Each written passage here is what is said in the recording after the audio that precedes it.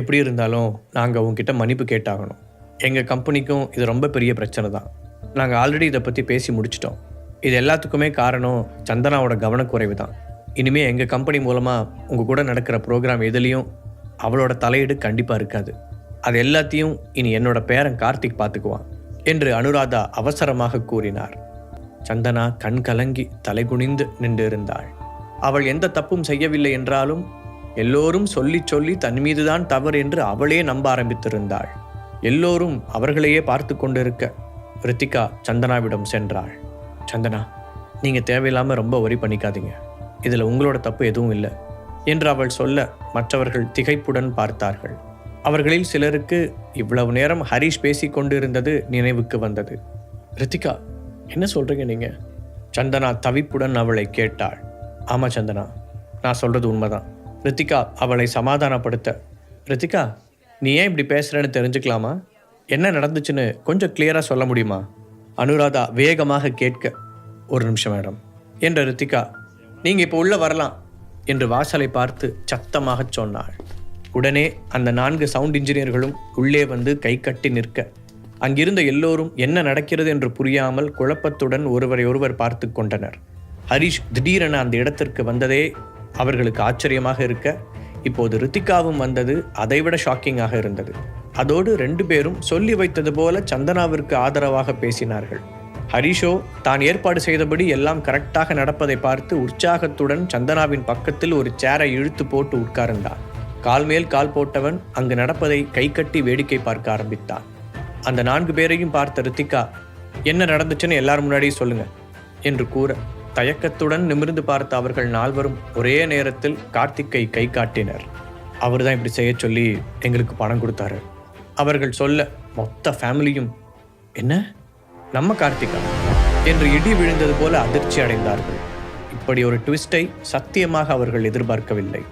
ஆமாம், அவர் தான் இந்த ப்ரோக்ராம் சரியாக நடக்காமல் கெடுத்து விட்டால் எங்கள் ஒவ்வொருத்தருக்கும் 5 லட்ச ரூபா பணம் தரேன்னு சொன்னார்.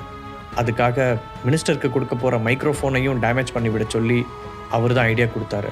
அது மட்டும் இல்லாமல் எக்ஸ்ட்ரா இருந்த எல்லா மைக்ஸையும் ஒர்க் பண்ணாமல் பார்த்துக்க சொன்னார். நாங்கள் சொல்கிறது எல்லாமே உண்மைதான். அவர்கள் அடித்து பேச எல்லோருடைய பார்வையும் கார்த்திக்கின் பக்கம் திரும்பியது. அந்த 4 பேரும் உள்ளே வந்ததிலிருந்து ஹரிஷ் கார்த்திக்கை தான் கவனித்து கொண்டிருந்தான்.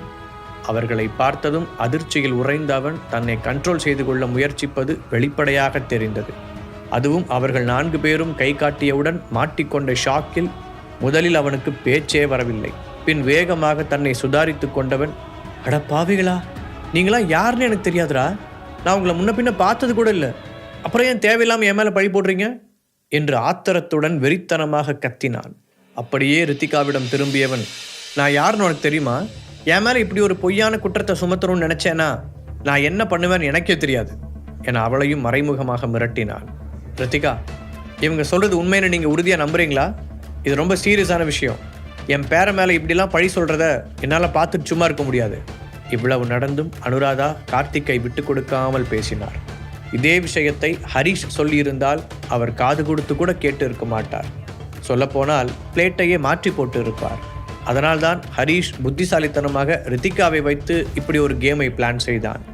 பாதிக்கப்பட்ட அவளே சொல்லும்போது அனுராதா மட்டும் இல்லை, அங்கிருக்கும் யாராலும் அதை மறுக்க முடியாது. அதை நினைத்தபடி அனுராதாவை பார்த்த ஹரிஷ், நிஜமாவே இவங்களுக்கு மனசாட்சின்னு ஒன்று இருக்கா? இத்தனை பேர் வந்து சொல்கிறாங்க, அப்போ கூட அவன் தப்பு பண்ணான்னு நம்ப மாட்டேங்கிறாங்க. ஆனால் அவன் ஒருத்தன் சொன்னான்னு மொத்த பழியையும் தூக்கி என் சந்தன மேலே போட்டாங்க என நினைத்தபடி பல்லை கடித்தான். அதற்குள் ரூட் மாறுவதை உணர்ந்த அந்த சவுண்ட் இன்ஜினியர்களில் ஒருவன், இவர் தான் செய்ய சொன்னாருங்கிறதுக்கு எங்ககிட்ட ஆதாரம் இருக்குது. எங்களுக்கு அவரோட அக்கௌண்ட்ல இருந்து பணம் அனுப்பின பேங்க் டீட்டெயில்ஸ் கூட வச்சுருக்கோம். இன்னும் அதிலிருந்து 1 பைசா கூட நாங்கள் எடுத்து செலவு பண்ணலை என்று அவசரமாக சொன்னான். உடனே இன்னொருவன் அதற்கும் ஒருபடி மேலே சென்று அவனுடைய ஃபோனை எடுத்து காட்டி, ஆமாம், என்கிட்டையும் அதுக்கான எவிடன்ஸ் இருக்கு என்றான். கார்த்திக் எப்படிப்பட்டவன், அவன் என்ன செய்வான் என்று அவர்களுக்கு தெரிந்தாலும் அந்த முகம் காட்டாதவனிடம் அடி வாங்கி சாவதை விட இவனை சமாளிப்பது மேல் என்று நினைத்தனர். அவர்கள் முன்னால் ஹரிஷ் எதுவும் பேசாததால் அவர்களுக்கு அவனை அடையாளம் தெரியவில்லை. கார்த்திக் தன் கோபத்தை அடக்க முடியாமல் அவர்கள் 4 பேரையும் கொலை வெறியுடன் முறைத்தான். அப்படின்னா கார்த்திக், நிஜமாவே இதுக்கெல்லாம் நீதான் காரணமா? அனுராதா வருத்தத்துடன் அவனிடம் கேட்டார். கார்த்திக் அவருக்கு என்ன பதில் சொல்வதென்று தெரியாமல், அது வந்து பாட்டி, என்று இழுத்தான். ஒரு பக்கம் இத்தனை ரணகளம் நடந்து கொண்டிருக்க சந்தனாவின் தோளை தட்டிய Harish, "are you okay baby?" என்று குறும்புடன் கேட்டு கண்ணடித்தான். ஏற்கனவே எல்லாவற்றையும் பார்த்து தலை சுற்றி போய் நின்று கொண்டிருந்த சந்தனா ஹரிஷ் இப்படி கேட்டதும் ஒரு நிமிடம் மூச்சு விடக்கூட மறந்தாள். "ஹரிஷ், நீ கொஞ்சம் அமைதியாரு" என்று லேசான வெட்கத்துடன் முணுமுணுத்தாள். அவளுக்கு இப்போதுதான் கொஞ்சம் நிம்மதியாக இருந்தது. கடைசியாக ஒரு பெரு மூச்சை எடுத்துவிட்ட அனுராதா, "கிருத்திகா, தயவு செஞ்சு நீ என்னோட பேரனை மன்னிக்கணும்" என்றார். கார்த்திக் தப்பு செய்ததற்கான எல்லா ஆதாரமும் அவர் கண்முன் இருந்தாலும் இப்போதும் கார்த்திக் மீது இருந்த கண்மூடித்தனமான பாசத்தால் அனுராதா அவனை காப்பாற்றவே நினைத்தார். அந்த தைரியம்தான் கார்த்திக் செய்யும் எல்லா தப்புகளுக்கும் முதல் காரணமாக இருந்தது. "பரவாயில்ல மேடம், தேவையில்லாமல் சந்தனா மேலே பழி விழுந்துடக்கூடாதுன்னு தான் நான் இங்கே வந்தேன். கார்த்திக் செஞ்ச தப்புக்கு பாவம் அவங்க என்ன பண்ணுவாங்க?" ரித்திகா பெருந்தன்மையாக வெளியில் சொன்னாலும் பாட்டி சொன்னதில் திருப்தி அடையாதது அவளுடைய கண்களில் தெரிந்தது. அதை புரிந்து கொண்ட பாட்டி கார்த்திக்கின் பக்கம் கோபமாக திரும்பி, "உன்னை நினச்ச எனக்கு ரொம்ப அவமானமாக இருக்கு. நான் உன்னை ரொம்ப நம்பிட்டேன். நீ இப்படி பண்ணியிருக்கவே கூடாது. இப்போதைக்கு நம்ம ஃபேமிலி பிஸ்னஸ் எதுலேயுமே நீ தலையிடக்கூடாது. இன்னொரு தடவை இந்த மாதிரி ஏதாவது பண்ண, அப்புறம் நீ பெரிய பின்விளைவுகளை சந்திக்க வேண்டியிருக்கும். அவ்வளோ சிம்பிளாக இந்த விஷயத்தை முடிச்சிட முடியாது. இந்த பிரச்சனையில் ஒரு வகையில் பாதிக்கப்பட்டது ரித்திகாவாக இருந்தாலும் உண்மையான பாதிப்பு என் ஒய்ஃப் சந்தனாவுக்கு தான். அவளோட பேரையே மொத்தமாக ஸ்பாயில் பண்ணுற மாதிரி ஒரு விஷயத்தை அவன் பண்ணியிருக்கான். ஆனால் நீங்கள் உங்கள் பேரனை அதுக்காக சந்தனா கிட்ட மன்னிப்பு கேட்க சொல்லவே இல்லையே" என்ற ஹரிஷ் பாட்டியை பார்த்து புருவங்களை உயர்த்த அவர் பதில் சொல்ல முடியாமல் முகம் சுருங்கி போய் நின்றார். "என்ன, நான் இவகிட்ட மன்னிப்பு கேட்கணுமா?" கார்த்திக் ஒரு மாதிரி கோபமாக கத்த ஹரிஷின் முகம் இறுகியது. "நீதானே தப்பு பண்ண, அப்போ நீதானே மன்னிப்பு கேட்கணும்." ஆழ்ந்த குரலில் கேட்டபடி ஹரிஷ் அவனை பார்க்க அந்த வாய்ஸ் அங்கிருந்த எல்லோருக்குள்ளேயும் ஒரு குளிரை பரப்பியது. ஹரிஷிடம் இந்த மாதிரி ஒரு டோனை அவர்கள் இதுவரை கேட்டதே இல்லை. அவர்களுக்கு இந்த ஹரிஷ் ரொம்பவே வித்தியாசமாக தெரிந்தான். ஒரே ஃபேமிலிக்குள்ளே அப்படி மன்னிப்பு கேட்கணும்ல அவசியம் இல்லை. பேரனை காப்பாற்றும் நோக்கத்தோடு அனுராதா சொல்ல, எப்படி ஒரே ஃபேமிலியா? அப்போ இவ்வளோ நேரம் இத்தனை பேர் முன்னாடியும் என் ஒய்ஃபை பேசும்போது உங்களுக்கு அது ஞாபகம் வரலையா? ஒரு பிரச்சனைன்னு வந்த உடனே அவளை தனியாக பிரித்து விட்டீங்க. இப்போ அதை பண்ணதே உங்கள் செல்ல பேரந்தான்னு தெரிஞ்ச உடனே ஒரே ஃபேமிலியா? அந்த கதையெல்லாம் இங்கே நடக்காது.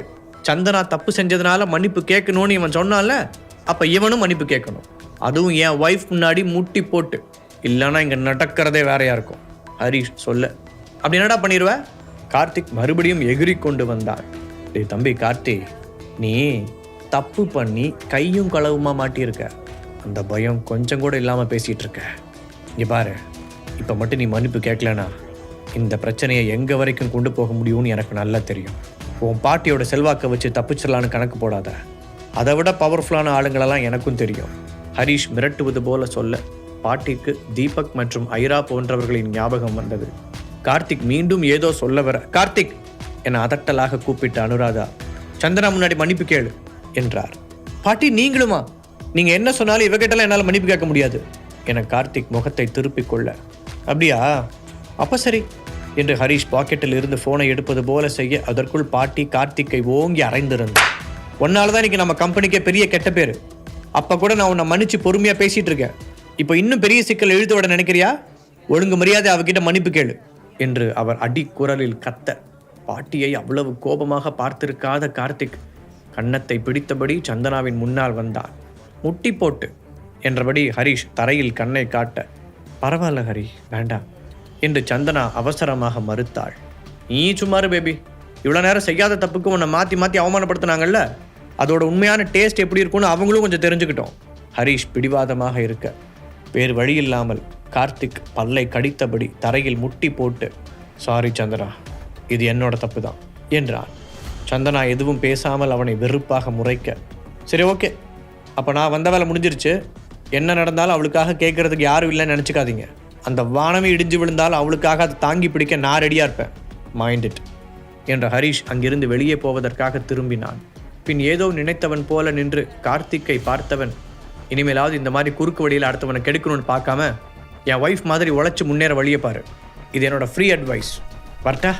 என்றபடி மற்ற யாரிடமும் எதுவும் சொல்லாமல் கதவை தாண்டி வெளியே போனார். அவனுடைய இந்த புது அவதாரத்தை பார்த்து எல்லோரும் மிரண்டு போய் நின்றனர். ஹரிஷ் வாசலை அடைந்தபோது, "ஹரி, ஒரு நிமிஷம் நில்லு" என்றபடி சந்தனா ஓடி வந்து அவன் முன்னால் நின்றாள். "என்ன விஷயம் பேபி?" "நீ சொன்னா ஒரு நிமிஷம் இல்லை, வருஷ கணக்கில் கூட இதே இடத்துல நிற்பேன். அவ்வளவு நேரம் இருந்த சீரியஸான மனநிலை மாறி உல்லாசமாக சிரித்தான் ஹரிஷ். பாக்கெட் எஃப்எம் ஆப்பை டவுன்லோட் பண்ணி கிங் ஆடியோ சீரீஸை கேட்க ஸ்டார்ட் பண்ணுங்க.